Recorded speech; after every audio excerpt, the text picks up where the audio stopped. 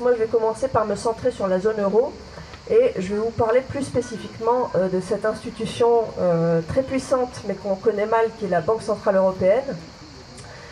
Je vais essayer de vous expliquer comment cette Banque Centrale Européenne a beaucoup changé depuis sa création et qu'à la faveur des crises successives, elle s'est autonomisée, elle s'est politisée, elle a étendu son champ d'action, sortant du cadre strictement monétaire pour s'occuper de l'économie en général, et comment elle est devenue véritablement un acteur puissant dans le débat économique, dans les rapports de force entre les États membres, qu'elle arbitre parfois. Et on va voir quel genre de problèmes ça peut poser, en particulier bien sûr des problèmes démocratiques, parce que la Banque Centrale Européenne, en principe, c'est une administration. Ce n'est pas une entité politique et elle serait censée exécuter. Mais en réalité, à la faveur de la crise, elle est considérablement montée en puissance et aujourd'hui, elle prend des décisions qui évidemment échappent à tout débat, puisqu'elle est indépendante, autonome et qu'elle est à l'échelon supranational, c'est-à-dire qu'elle ne rend de compte à personne. Les États ne sont pas au-dessus, ils sont au-dessous.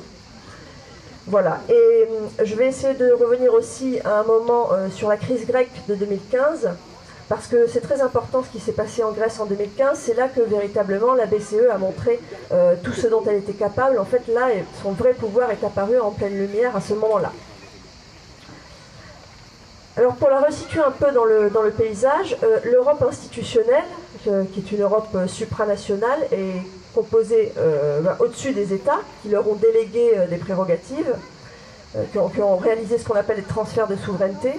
Cette Europe institutionnelle est composée de trois institutions indépendantes. Il y a d'ailleurs un juriste, Antoine Vauchès, qui les appelle les trois indépendantes.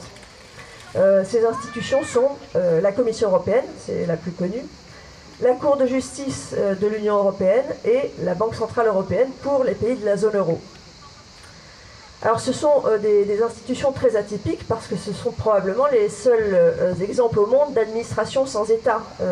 Comme il n'y a pas d'État fédéral européen, ce sont des administrations qui ne rendent compte à aucun gouvernement. Et le fait qu'il n'y ait pas d'État fédéral européen, le fait qu'elles soient un peu seules au-dessus de la mêlée, fait qu'elles ont tendance à devenir autoréférentes, à prendre des décisions à caractère de plus en plus politique au fur et à mesure que l'Europe s'intègre, et à se fixer à elles-mêmes leur propre but, parfois, au mépris un peu de tout ce qui est dans une démocratie normale, la séparation des pouvoirs. La plupart des décisions qu'elles prennent, ce sont des décisions qui ont vocation à faire soit croître l'intégration européenne, soit à la faire perdurer, parce que c'est leur raison même d'être à ces institutions supranationales, c'est-à-dire que le jour où il n'y a plus d'Union européenne, il n'y a plus de Cour de justice de l'Union. De la même façon, le jour où il n'y a plus d'euro, il n'y a plus de Banque centrale européenne, évidemment. Et puis, ce sont des institutions qui ont tendance à s'entraider et à se renvoyer la balle, souvent, pour accroître le degré d'intégration de l'Union européenne et pour se légitimer les unes les autres, en fait, pour consolider l'étage supranational qu'elles incarnent. Par exemple, la Banque centrale européenne, je vais essayer d'expliquer ça tout à l'heure, a pris beaucoup ces derniers temps de décisions très hétérodoxes qui s'éloignent des traités européens, et la Cour de justice de l'Union, dans son cas, même si elle est en principe supposée faire respecter le droit, est strictement ça, la Cour de justice européenne n'ira jamais contre une décision de la Banque centrale européenne. Elle les valide toutes, quitte à mobiliser des arguments juridiques qui s'écartent un peu de la stricte légalité européenne, mais parce que forcément l'une ne va pas donner tort à l'autre. Voilà. Donc on a ces trois institutions indépendantes, la BCE, la Cour de justice de l'Union et la Commission. Alors la plus connue de toutes, c'est la Commission, parce que c'est vrai que quand on parle de l'Europe, souvent on dit Bruxelles, en fait.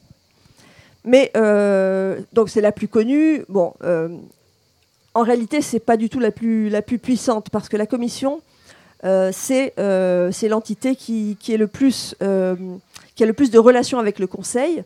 Et le Conseil, qui lui-même est monté en puissance à partir de la crise de 2008, même un peu avant, eh bien, si vous voulez, la Commission est devenue une sorte de secrétariat du Conseil aujourd'hui.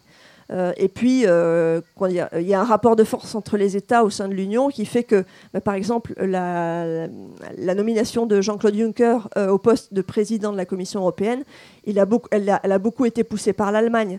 De la même façon, le numéro 2 de la Commission aujourd'hui, c'est un Allemand qui a été mis en place dans des conditions un peu exorbitantes des procédures en principe en vigueur, mais tout a été fait pour que ce soit en fait un conservateur allemand qui prenne le poste. Donc voilà, la Commission, c'est la moins indépendante des 3 indépendantes. Et on a 2 autres institutions qui sont peut-être moins connues, mais qui ont plus de puissance. La Cour de justice de l'Union, je viens d'en parler. Alors elle, c'est vraiment la pourvoyeuse d'idéologie en chef. La Cour de justice de l'Union, quand vous regardez ses arrêts, ce sont tous des arrêts qui ont vocation à pousser dans le sens de la néolibéralisation de l'Europe.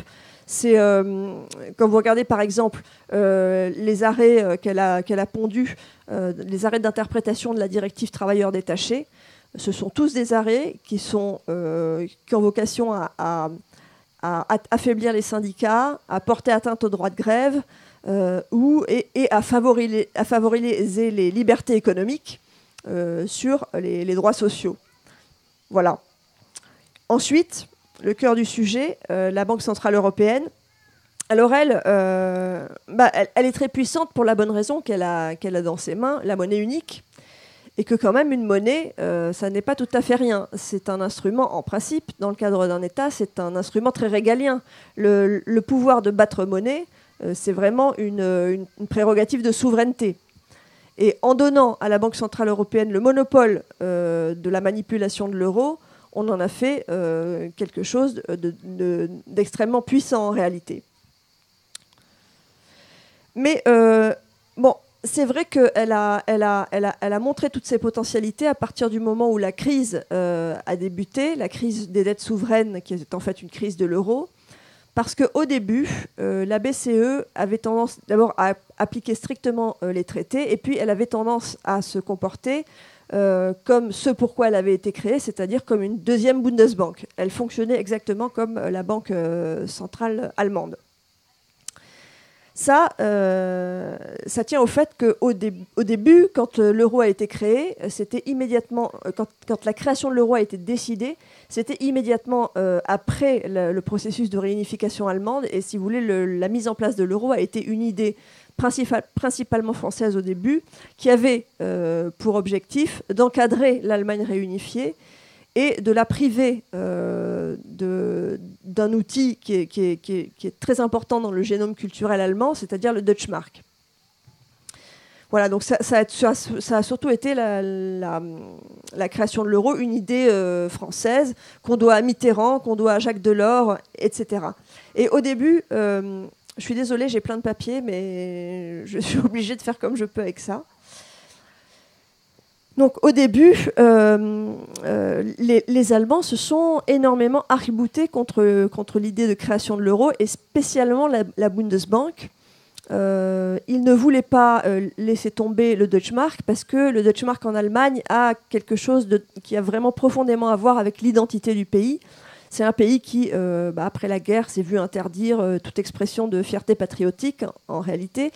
Et il a développé, d'une part, le patriotisme constitutionnel, et d'autre part, ce qu'on appelle le patriotisme du Deutschmark. Et d'ailleurs, quand les premières discussions ont commencé à avoir lieu entre Kohl et Mitterrand, Kohl avait dit à Mitterrand, le Deutschmark, aujourd'hui, c'est devenu la seule expression possible de notre fierté patriotique. On n'a pas le droit d'aller au-delà. Donc c'était très compliqué pour les Allemands d'abandonner leur monnaie. Et lorsque Kohl a décidé de céder à Mitterrand, il a décidé de le faire, moyennant contrepartie. Et des contreparties qui n'étaient pas minces en réalité, puisqu'il s'agissait de créer l'euro comme une réplique exacte de la monnaie allemande, c'est-à-dire du Deutschmark. Et c'est pour ça que la Banque centrale européenne a longtemps fonctionné exactement comme si elle était une Bundesbank bis. Voilà. Donc, ses missions au début, conformément au traité, étaient de faire en sorte, principalement, de lutter contre l'inflation. Voilà, parce que ça, c'est l'affaire de l'inflation, c'est très prégnant dans la culture économique allemande. Ils sont phobiques de l'inflation. Alors pour plein de raisons, la raison la plus connue, mais c'est pas forcément la plus importante, la raison la plus connue, c'est l'affaire de l'hyperinflation qui est apparue pendant la République de Weimar dans les années 20 et dont on dit qu'elle a fini par amener Hitler au pouvoir, ce qui est quand même pas aussi clair que ça. Mais de toute façon, la véritable raison me semble à rechercher plutôt dans l'histoire plus longue, c'est-à-dire que l'Allemagne est un pays qui a mis très longtemps à faire son unité. Les frontières, c'était tout un tas de principautés, de villes libres, etc. C'était un peu le flou artistique pendant très longtemps, l'Allemagne, alors que la France était déjà un État-nation depuis longtemps. Et de la même façon qu'ils ont mis très longtemps à trouver leur unité, ils ont mis très longtemps à pouvoir bénéficier de la stabilité monétaire. Donc ils sont très attachés à la stabilité monétaire pour cette raison. En plus, il se trouve que ça convient pile poil à la structure de leur société actuelle, puisque comme c'est un pays qui est vieillissant, il a surtout pour préoccupation de préserver son épargne. Donc dans le cadre d'une préservation de l'épargne, la chose à ne pas faire, c'est de laisser filer l'inflation, parce que ça dévore l'épargne. Bref, voilà comment est né cet euro qui était en réalité une réplique du Deutschmark, et la BCE, dans un premier temps, a joué son rôle de Bundesbank bis, c'est-à-dire qu'elle faisait ce qu'aurait fait la Bundesbank, elle luttait contre l'inflation même quand il n'y en avait pas, contrairement par exemple à la Réserve fédérale américaine qui doit aussi lutter contre l'inflation, mais qui doit aussi se préoccuper de la croissance et de l'emploi. Dans l'intitulé du mandat de la BCE, elle peut se préoccuper à la marge de la croissance et de l'emploi, mais sous réserve d'avoir veillé en priorité à la stabilité des prix. Donc c'est vraiment sa mission clé, et ce qu'elle a fait au début. Et petit à petit, les choses se sont mises à changer. Alors pourquoi ? Eh bien, les choses se sont mises à changer parce que la crise est apparue, tout simplement. La crise des dettes souveraines, c'est-à-dire que les dettes souveraines, essentiellement des pays d'Europe du Sud, ont été attaquées par les marchés. Et cette crise des dettes souveraines qui était en réalité surtout une crise de la zone euro et l'expression des dysfonctionnements, de la malfaçon de cette monnaie unique. Alors, ça change, la Bundesbank s'autonomise progressivement, elle se politise également, elle prend des initiatives qui sont typiquement des initiatives politiques. C'est plus de la simple application du droit, c'est de l'invention. Et cette façon de prendre des initiatives audacieuses, en principe, ça doit être, c'est du ressort du politique, et puis ça doit être soumis à contrôle démocratique. Là, pas du tout. En réalité, la BCE, à partir de 2010, c'est-à-dire très peu de temps après la crise des subprimes et au début de la crise de la dette souveraine, lorsque les marchés se mettent à attaquer violemment les dettes des pays d'Europe du Sud, où les taux d'emprunt de l'Espagne et de l'Italie étaient montés entre 6 et 7%, la BCE craint en réalité que ces pays se retrouvent à faire défaut et que finalement la zone euro finisse par éclater. Donc c'est là, à partir de 2010, qu'elle va commencer à prendre des mesures très hétérodoxes, mais ça va aller crescendo. Au début, c'est gentil, et puis petit à petit, elle s'émancipe de plus en plus, elle s'autonomise et elle a de plus en plus d'audace. Alors, première encoche dans le droit européen, c'est en 2010. C'est à l'initiative de Jean-Claude Trichet, qui était pourtant vraiment quelqu'un de très orthodoxe, et c'est la première initiative de ce type, et la dernière d'ailleurs, qu'il prendra. En 2010, il décide de lancer un programme qui s'appelle le programme SMP. Moi, je ne vous développe pas le sigle, ce n'est pas la peine. Simplement, ça consiste à racheter de la dette des États membres sur le marché secondaire. C'est-à-dire la Banque centrale se porte acquéreur de titres de dette espagnols et italiens pour faire baisser les taux d'emprunt de ces pays. Bon, alors le but, explicitement, c'est sauver l'euro. Mais ça, déjà, c'est la Banque centrale européenne qui se fixe à elle-même cet objectif, parce que si on s'en tient au traité stricto sensu, le rôle de la Banque centrale européenne, c'est pas de sauver l'euro, c'est de conduire la politique, de conduire la politique monétaire de la zone euro. Mais en même temps, elle ne peut pas faire autre chose que de sauver l'euro, parce que sans l'euro, il n'y a plus de BCE en réalité. Donc elle va faire ça. sans spécialement en référer aux États membres, c'est-à-dire qu'elle le décide de son propre chef. Elle lance ce programme SMP. Et alors, je ne me rappelle plus exactement les montants de dettes qui ont été rachetés, mais ça a suffi à rendre les Allemands furibards en réalité, parce que là, la BCE ne se comportait plus du tout comme une Bundesbank bis.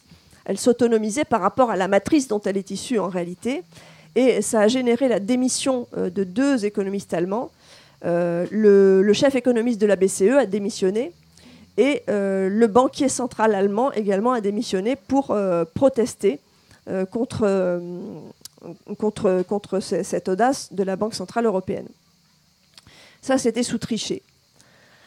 Arrive ensuite Mario Draghi, à la tête de la BCE. Il est toujours en poste jusqu'en 2019. Et alors lui, il ne va quasiment plus cesser de prendre des mesures hétérodoxes, parce qu'en réalité, la crise, elle ne finit plus jamais. De toute façon, on en est encore.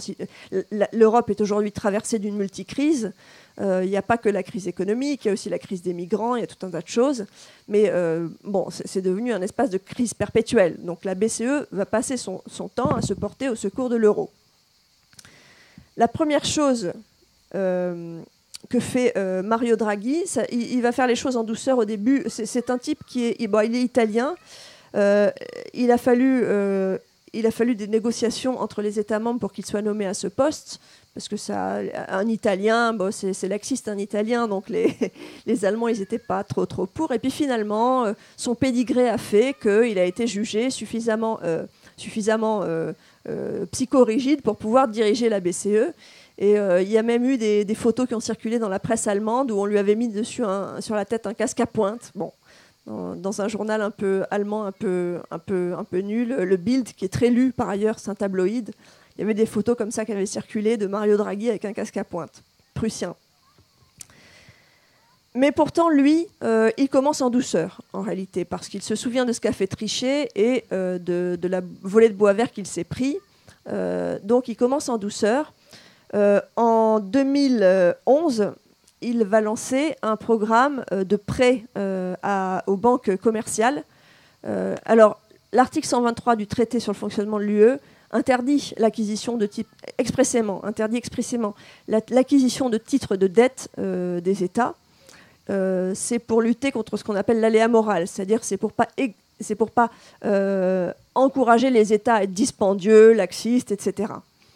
Mais on a tout à fait le droit, la BCE a tout à fait le droit de prêter aux banques. C'est même son travail en réalité. Ça en dit d'ailleurs assez long sur la philosophie de cette zone euro. En réalité, on veut éviter l'aléa moral concernant les États, c'est-à-dire qu'on considère que forcément ils vont faire de la gabegie financière, qu'ils vont se surendetter, etc. Mais alors les banques, elles peuvent faire absolument n'importe quoi. Elles sont réputées, ce sont des trucs privés, donc c'est réputé sage, c'est réputé raisonnable. Donc, ce que fait Mario Draghi en 2011, c'est qu'il lance un programme de prêt aux banques à des taux absolument négligeables, 1% pour 3 ans, dans le cadre d'un programme qu'on appelle LTRO. Ça veut dire, je ne sais plus ce que ça veut dire, opération de refinancement à long terme, quelque chose comme ça.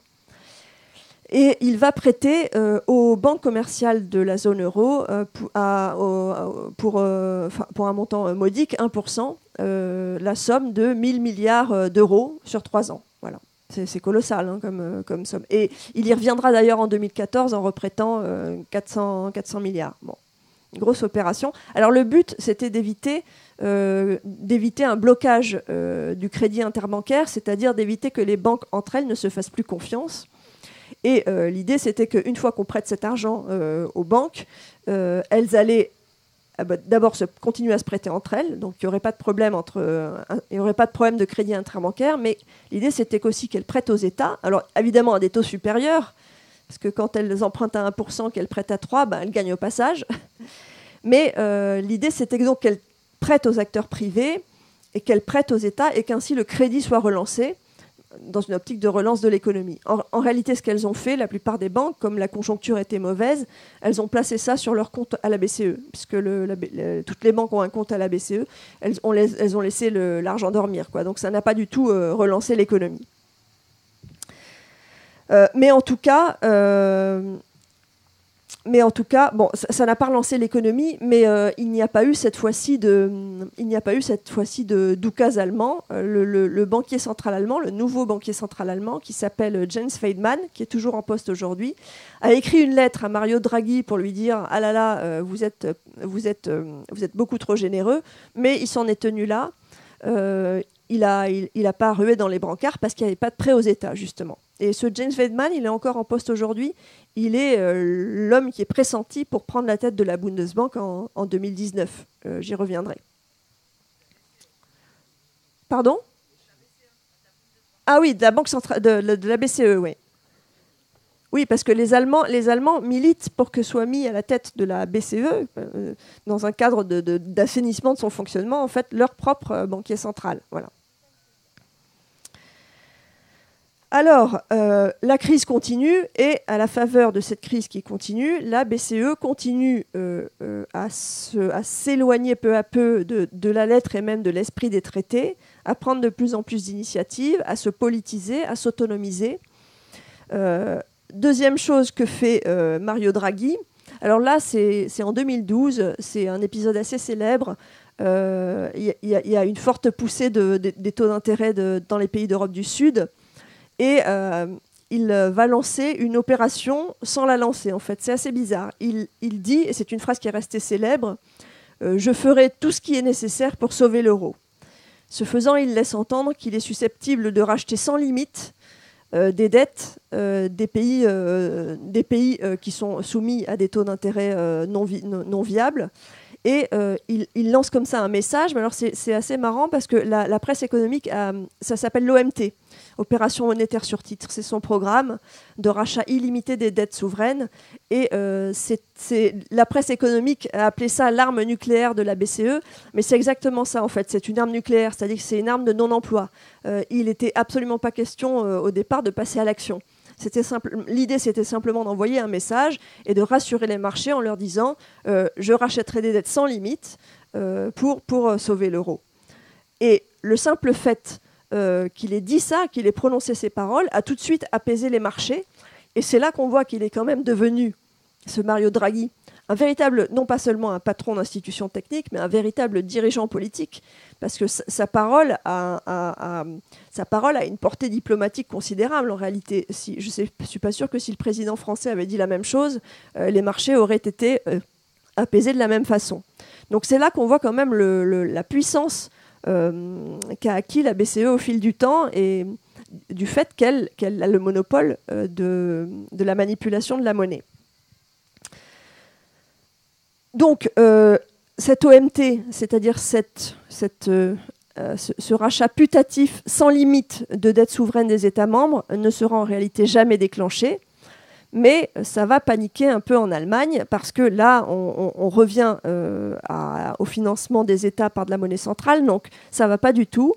Et des requérants allemands, soutenus par la Bundesbank, vont déposer un recours devant la Cour constitutionnelle allemande.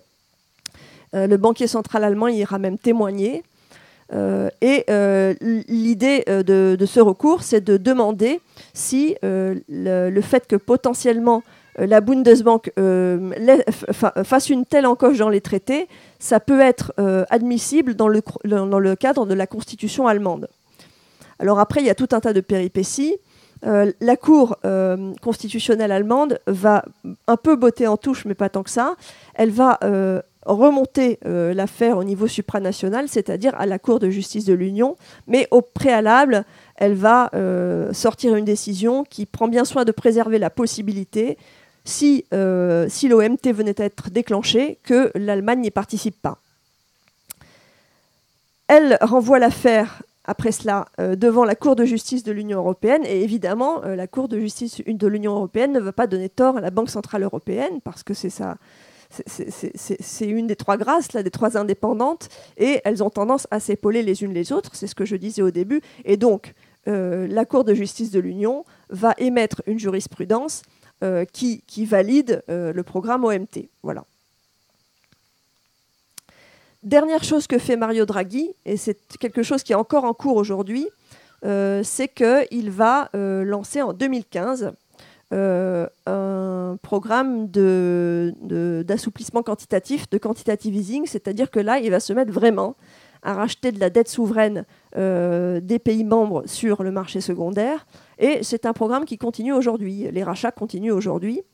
Alors, il fait ça au début pour éviter que la zone euro n'entre en déflation, parce que on a tellement pris soin de lutter contre l'inflation, même quand il n'y en avait pas, que finalement, on est confronté à présent, en 2015, au risque inverse, c'est-à-dire au risque de déflationniste et au risque que se mette en branle une spirale de baisse des prix, ce qui est quelque chose de très, très, très grave et dangereux. Donc, il fait ça pour ça. C'est pour ça qu'il lance le quantitative easing. Officiellement. Officieusement, il y a aussi une volonté de faire baisser le niveau de l'euro. Parce que le niveau de l'euro est très fort. À ce moment-là, il est à 1,30 et ça fait un moment. Et bon, ça ne convient pas du tout à certaines économies. Et Mario Draghi va essayer de faire baisser le niveau de l'euro, le taux de change par rapport au dollar, ce qui n'est pourtant pas, en principe, dans sa mission, là non plus. Il n'a pas, en principe, si vous voulez, c'est la première. La BCE se dote de facto d'une politique de change. Mais en principe, ce n'est pas sa mission. En principe, sa mission stricto sensu, c'est la politique monétaire, pas la politique de change. Voilà, donc c'est pour ça que je dis que ces institutions supranationales deviennent autoréférentes et se fixent à elles-mêmes leurs propres objectifs sans jamais qu'il y ait de débat démocratique. Voilà, donc le quantitative easing existe encore aujourd'hui. La BCE rachète encore des titres. Alors, ce qui est assez curieux, c'est qu'elle a décidé de racheter des titres au prorata de la participation de chaque État membre au capital, à son capital. Ce qui fait que les principaux bénéficiaires, c'est l'Allemagne, la France et l'Italie. Bon, les trois plus gros pays. Mais alors, c'est quand même un comble parce que l'Allemagne, elle emprunte gratuitement. Donc, en réalité, elle n'a pas du tout besoin qu'on vienne se porter à son secours dans ce domaine-là. Voilà, bon. Mais le truc, c'est qu'en fait, très probablement, la BCE a voulu garantir qu'elle aurait dans son bilan le plus possible de titres sains et le moins possible de titres de dette douteux, quoi. À savoir que la Grèce n'en bénéficie pas aujourd'hui parce que la condition pour pouvoir bénéficier de ces rachats de dette, c'est d'avoir la faculté d'emprunter sur les marchés. Or, la Grèce a quitté les marchés depuis un certain temps. Donc, l'Allemagne bénéficie du programme, la France bénéficie du programme, mais la Grèce ne bénéficie pas du programme. Voilà. Bon. C'est pas tout ce que fait la BCE. Non seulement elle s'autonomise par rapport au traité, non seulement elle se politise, mais elle va également, au fur et à mesure du temps, quitter le strict domaine monétaire pour s'intéresser de plus en plus à l'économie en général. C'est-à-dire qu'elle va commencer à se mêler de tout.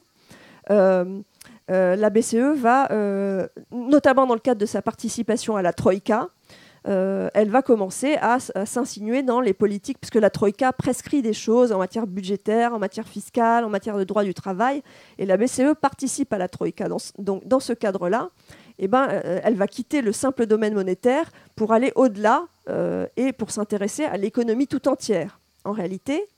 De la même façon, elle profite de la crise des dettes souveraines et du fait qu'elle est la seule à pouvoir aider les pays pour faire une sorte de chantage dans certains cas. Et elle s'est livrée, par exemple, en 2011 à un chantage vis-à-vis de l'Italie et de l'Espagne. Elle a écrit des lettres aux premiers ministres espagnols et italiens pour leur prescrire une réforme de leur marché du travail.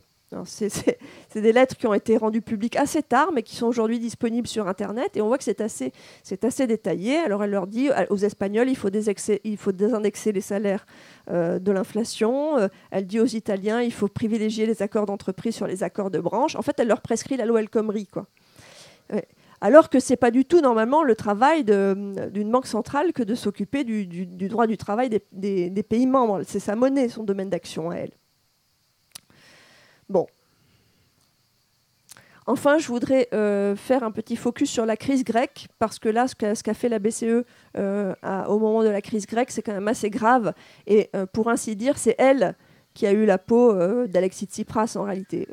À la manœuvre, il y a eu le ministre allemand des Finances, Wolfgang Schäuble.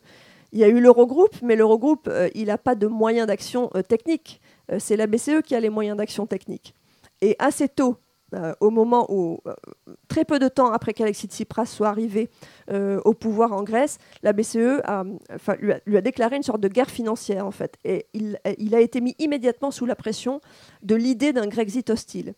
C'est-à-dire qu'au moment où Tsipras arrive au pouvoir, on est en janvier, les créanciers lui le somment d'appliquer le mémorandum qui a été signé par le gouvernement précédent. Varoufakis, lui, commence à faire des propositions alternatives, dette perpétuelle et compagnie. Enfin, il émet des idées, mais les créanciers n'en démordent pas. Et pour faire capituler le gouvernement grec, la BCE décide de stopper, de priver les banques commerciales grecques de la possibilité de se refinancer normalement. C'est-à-dire que, en principe, les banques commerciales se refinancent auprès de la BCE en donnant en contrepartie, on appelle ça un collatéral, des titres de dette de leur propre pays.